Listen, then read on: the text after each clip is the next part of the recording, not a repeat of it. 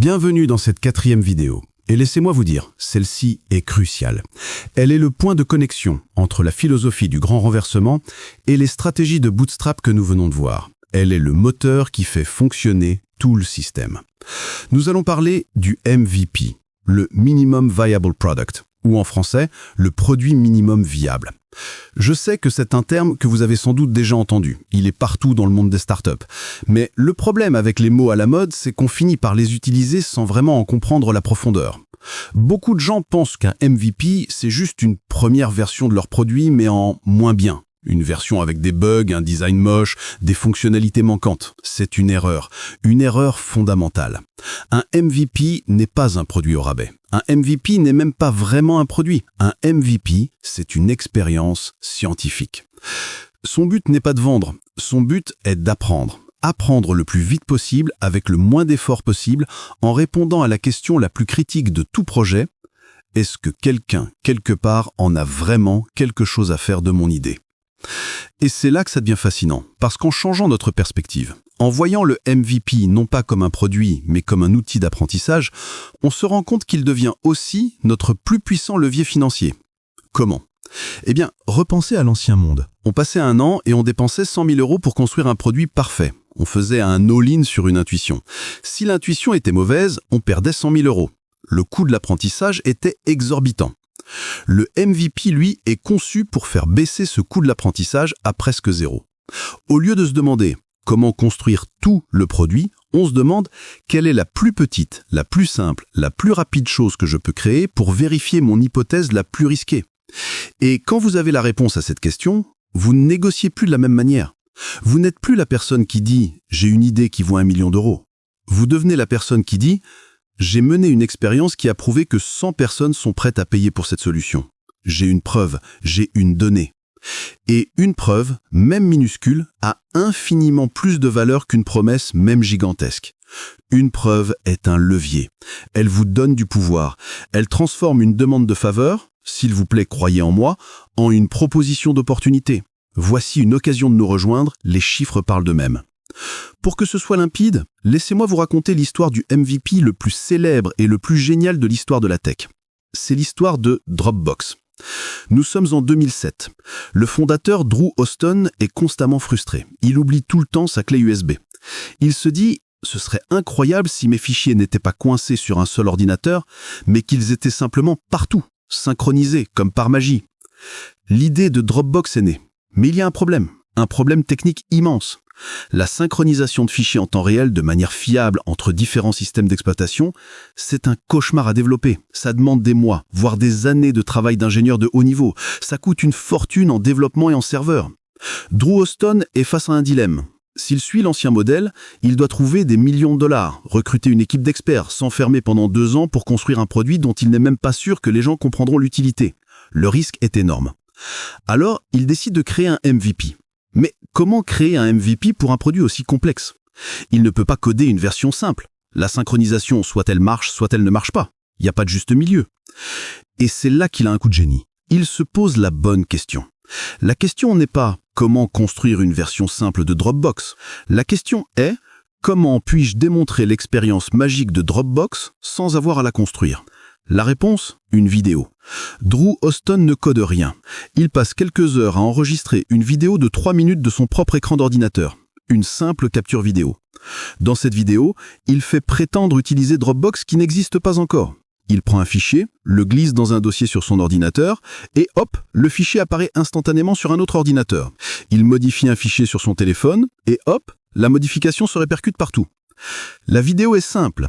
Elle est un peu brute, mais elle est remplie de petites blagues et de références pour la communauté de geeks à qui il s'adresse. Et surtout, elle montre la magie. Elle ne l'explique pas, elle la montre. Elle rend le bénéfice tangible, instantané, désirable. Il poste cette vidéo sur un forum en ligne très populaire à l'époque, Hacker News, avec un simple message. « Voici mon nouveau projet, Dropbox. Fini les clés USB. Cliquez ici pour vous inscrire sur la liste d'attente pour la version bêta. » Le résultat dépasse toutes ses espérances. En une seule nuit, la liste d'attente passe de 5 000 à 75 000 personnes. Analysons ce qui vient de se passer. Avec une vidéo de 3 minutes qui ne lui a coûté que quelques heures de son temps, Drew Houston a accompli quelques miracles. 1. Il a validé le marché. Il a prouvé, sans écrire une seule ligne de code complexe, qu'il y avait une demande énorme et latente pour sa solution. 2. Il a évité un désastre financier. S'il n'y avait eu que 10 inscrits, il aurait su que son idée n'intéressait personne et il aurait économisé des millions de dollars de développement. 3. Il s'est constitué une armée de premiers utilisateurs. Il avait maintenant 75 000 personnes qui attendaient impatiemment son produit, le rêve de tout entrepreneur. Et surtout, il a créé son levier financier ultime. Quand il est retourné voir les investisseurs, il n'a pas seulement montré une idée, il a montré une vidéo et une liste de 75 000 noms. La conversation n'était plus la même. Il ne demandait plus de l'argent pour tester une hypothèse, il demandait de l'argent pour servir une demande déjà prouvée. Et bien sûr, il a obtenu le financement. Cette vidéo, c'était le MVP de Dropbox, un MVP sans produit, un MVP qui n'était qu'une démonstration de valeur, mais c'était l'expérience scientifique la plus rentable de l'histoire. Cette histoire nous enseigne la vraie nature d'un MVP. Il peut prendre multiples formes. Ça peut être une vidéo, ça peut être une simple page web qui décrit votre produit avec un bouton « Je suis intéressé, prévenez-moi ». Vous ne mesurez pas les ventes, vous mesurez le taux de clic sur ce bouton. Ça peut être une présentation PowerPoint, un prototype en carton, un PDF. Le but n'est pas la forme, le but est la validation. Maintenant, c'est à votre tour. Nous allons appliquer cette logique à votre propre projet. Prenez encore une fois une feuille de papier ou un document. L'objectif est simple. Définir la plus petite chose, la plus simple et la plus rapide que vous pouvez créer ou montrer pour obtenir un premier oui significatif de la part d'un client potentiel. Étape 1. Quel oui cherchez-vous? Un oui n'est pas un compliment. Ton idée est super. Ça ne vaut rien. Un oui est un engagement. Définissez le niveau d'engagement que vous voulez tester. Le petit oui, l'engagement par email. Oui, je suis assez intéressé pour te donner mon adresse email et recevoir des nouvelles.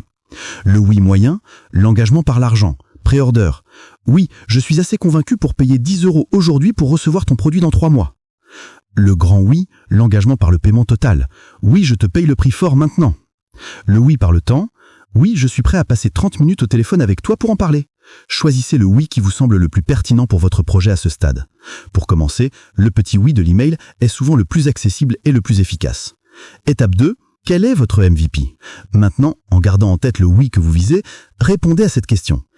Quelle est la plus petite, la plus simple, la plus rapide chose que je peux créer en moins d'une semaine et pour moins de 100 € pour présenter ma promesse de valeur et tenter d'obtenir ce oui? Ne pensez pas produit, pensez démonstration de valeur. Pensez comme Drew Houston. Voici quelques pistes pour vous inspirer. Si votre idée est une application complexe, votre MVP pourrait être une série de maquettes interactives faites avec un outil comme Figma que vous montrez à 10 clients potentiels. Le oui que vous cherchez, c'est « Oui, si ça existait, je m'inscrirais à la liste d'attente ». Si votre idée est une formation en ligne, votre MVP pourrait être un simple document PDF qui contient le plan détaillé de la formation et le premier chapitre. Le oui, c'est « Oui, je suis prêt à préordonner la formation complète à moins 50%. Si votre idée est un service de box par abonnement, votre MVP pourrait être une simple page web avec de belles photos du concept de la box et un champ pour laisser son email. Le oui, c'est les inscriptions. Si votre idée est un objet physique, votre MVP pourrait être comme Dropbox, une vidéo 3D qui montre l'objet en action et ses bénéfices. Le oui, c'est une pré-order sur Kickstarter. Prenez le temps de faire cet exercice. C'est un changement de perspective radical. On arrête de rêver à la cathédrale finale et on se concentre sur la pose de la première pierre la plus intelligente possible. Dans la prochaine et dernière vidéo de ce module, nous verrons comment utiliser cette première preuve, ce premier levier que vous aurez créé avec votre MVP, pour aborder la question du financement, mais cette fois en position de force.